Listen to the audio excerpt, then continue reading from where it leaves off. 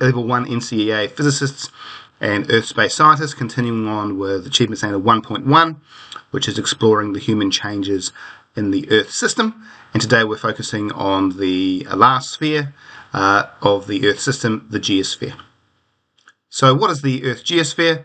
So the geosphere essentially is the solid part of planet Earth and includes all the rocks and soil and landforms and also the magma and lava, and it's based around plate tectonics, which explain how the Earth's crust, which is the top layer of the geosphere, is broken into moving plates, and it's that movement of the plates that causes earthquakes and volcanoes in Aotearoa, New Zealand, and also mountain formation like the Southern Alps.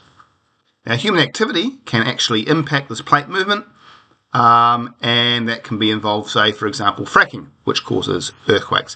And we'll also explore other ways that human activity interact with the geosphere and change the geosphere. So in terms of human-induced changes to the geosphere, the three ones we're focusing on in this lesson are fracking, which is hydraulic fracturing, so basically pouring water into the ground or the geosphere in the rock, and this can cause small earthquakes as well as getting natural gas and small amounts of shale oil out of the ground.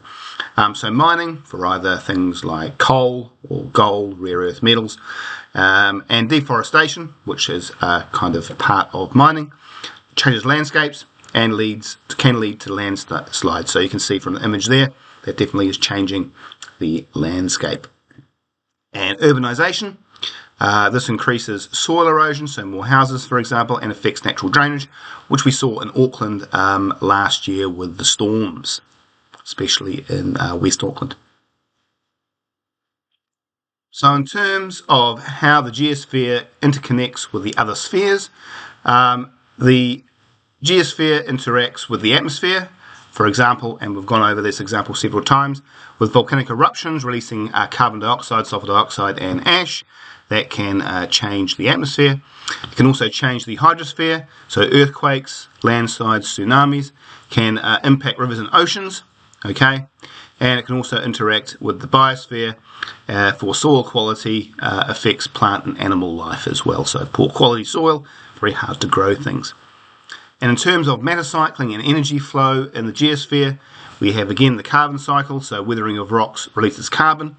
Also the mining of coal, which is a fossil fuel, and the drilling for oil, which is also a fossil fuel, once it's combusted, can also release carbon into the atmosphere. And the energy of the Earth's interior, the Earth's core, drives the tectonic plate movement we were looking at in the last slide. So in terms of the indigenous knowledge and science interaction, creating more of a holistic view, so Mataranga Māori, so mountains and rivers hold cultural significance for iwi. Pacific knowledge systems like traditional navigation and uses land formation and ocean changes to actually move in the Pacific. And in terms of complementary science, Maori oral tradition describes the earthquakes and eruptions. So, for example, even here in the top of the south in Blenheim, the Wairau Bar has undergone at least 3 different tsunami events in the last 1,000 years. And that's actually in the oral tradition of Rangatane, the local iwi. And seismology has confirmed these tectonic movements, along with the discovery of diatoms further down into the soil.